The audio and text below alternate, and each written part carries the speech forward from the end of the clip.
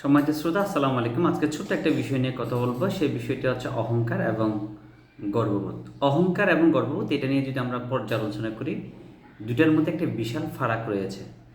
দেখবেন, মানুষের মধ্যে অহংকারে যে ব্যক্তি বা মানুষগুলো আছে তারা জীবনে চলার পথে অনেক কিছু বিষয় নিয়ে অহংকার করে ফেলে, কিন্তু আলটিমেট অহংকার মানুষকে কোনো ধরনের বড় হওয়ার পিছনে কোনো ধরনের সহযোগিতা করে না। অহংকার বরঞ্চ মানুষকে ধ্বংস করে দেয়। তা আল্লাহ মহান সৃষ্টিকর্তা বলেছেন যে অহংকার একমাত্র যিনি করতে পারেন তিনি হচ্ছেন সৃষ্টিকর্তা, যিনি মানুষকে সৃষ্টি করেছেন আর 18,000 মাখলুকাতকে সৃষ্টি করেছেন, একমাত্র তিনি অহংকার করতে পারেন। এবং আল্লাহ বলেন যে অহংকার হচ্ছে আমার গায়ের চাদর, অর্থাৎ আমার এই চাদর নিয়ে যদি কেউ টানাটানি করে তাহলে আমি তাকে ধ্বংস করে দিই। অর্থাৎ অহংকারী কোনো ব্যক্তিকে আল্লাহ পছন্দ করেন না, এবং যিনি সৃষ্টি করেছেন আল্লাহ সে অহংকারী ব্যক্তিগুলোকে ধ্বংস করে দেন। তাহলে আমাদের এই অহংকার থেকে কিন্তু বিরত হওয়া উচিত।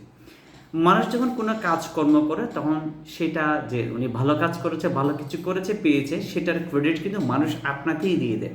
কিন্তু যারা ব্যক্তি সে 10 জনের সামনে একটি কাজ করে, সে নিজেকে অহংবোধ করে যে আমি করেছি, আমাকে দিয়ে হয়েছে, আমার জন্য এটা হয়েছে, না হলে হইতো না, এইভাবে যারা বলেন তারাই হচ্ছে কিছু অহংকারী মানুষ। এবং এই অহংকার বোধটা কারণে মানুষের কিছু পারস্পরিক সম্পর্ক নষ্ট, বন্ধুত্বের সম্পর্ক নষ্ট হয়ে যায়, একটা অফিসের বস এবং কর্মচারীর মধ্যে যে সম্পর্ক সেই সম্পর্ক নষ্ট হয়ে যায়, পরিবারের যে সাম্যতা সেই জিনিসগুলো নষ্ট হয়ে যায়, সমাজে যে মানুষ যাকে পছন্দ করে সেখানে যে মানুষের যে সম্পর্ক সেটার মধ্যে একটি ছেদ ধরে।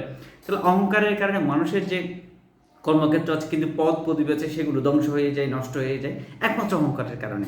এই একটা জায়গায় যদি আমরা এই সৃষ্টি করি তাহলে কিন্তু অনেক জায়গায় আমরা ঠিক করে যাই। অর্থাৎ অহংকার এবং রাগ করা। কোয়ান্টাম মেথডের একটা কথিত কথা আছে, খুব বেশি পপুলার, সেটা হচ্ছে রেগে গেলেন তো হেরে গেলেন। অহংকার, অহংবোধ এইগুলো থেকে অনেকগুলো সময় মানুষের রাগ, হিংসা, বিদ্বেষ সৃষ্টি হয়, এবং এর সাথে গিয়ে মানুষের একটা পর্যায়ে ধ্বংস সৃষ্টি হয়। এটা যে ছোট্ট একটা বিষয় নিয়ে যদি বলি, একদিন অফিসের এক কর্মচারী অ্যাপ্লিকেশন করলো তার পদোন্নতির জন্য, অর্থাৎ দীর্ঘদিন যাবত তার কোনো পদোন্নতি হচ্ছে না। তখন সে বসের কাছে সে অ্যাপ্লিকেশন করলো যাতে তার পদোন্নতি হয় সেটার জন্য। এখন একদিন বস তাকে ডাকলো, তাকে ডেকে বললো যে আসলে তুমি কি সত্যি কোনো ধরনের পদোন্নতি চাও, তোমার কি প্রয়োজন? উনি বলছে জি স্যার, আমার অবশ্যই বস, আমার পদোন্নতি দরকার, এবং এটার জন্য আমি প্রতিনিয়ত যে 5 ওয়াক্তের নামাজ পড়ি, এই নামাজের মধ্যে আমি আল্লাহর কাছে চাই যে আল্লাহ আমার পদোন্নতি চাই, তুমি আমাকে এখানে সাহায্য করো। তখন তার বস বললো যে অহংকার বোধ করে বললো যে পদোন্নতি তোমার দরকার, তোমার পদোন্নতি দিতে পারে আমি, আর তুমি পদোন্নতির জন্য আর জনের কাছে গিয়ে দ্বারস্থ হও, অন্য জনের কাছে গিয়ে তুমি দ্বারস্থ হও, তাহলে তোমাকে তো আমি কোনোদিনও পদোন্নতি দিব না, এবং তুমি এটাই দিকে রাখো যে ধরে রাখো যে তোমার পদোন্নতি কোনো ক্রমে হবে না, কারণ তুমি এই পদোন্নতির জন্য আমার কাছে তদবির না করে তুমি আরেকজনের কাছে তদবির করছো। তাহলে মূল বিষয়টা হচ্ছে হয়তো একটু ফানি কথাটা হয়ে গেছে, কিন্তু এই পদোন্নতির কারণে হয়তো বস ওনাকে নেগলেক্ট করেছে, আসলে সেটা ছিল একটা অহংবোধ বা অহংকারী একটি মনোভাব। কোনো একটি কাজ যদি ভালো কিছু করেন, ভালো কাজ করেন, ভালো লাগার কোনো কিছু করেন, বরঞ্চ আপনি গর্ববোধ করেন যে আমি এই কাজটা করেছি, এটার জন্য আমি গর্ববোধ করতে পারি, আপনি গর্বিত হতে পারেন, এবং গর্বিত হওয়াটাই একটা স্বাভাবিক রূপ। কিন্তু অহংকারী আপনি হতে পারেন না, কারণ এই অহংকার আপনাকে ধ্বংসের পথে নিয়ে যায়, মানুষের সম্পর্ক থেকে অনেক দূরে ঠেলে দেয়, এবং অহংকার মানুষকে আগুনের মতো জ্বালিয়ে পুড়িয়ে ধ্বংস করে দেয়।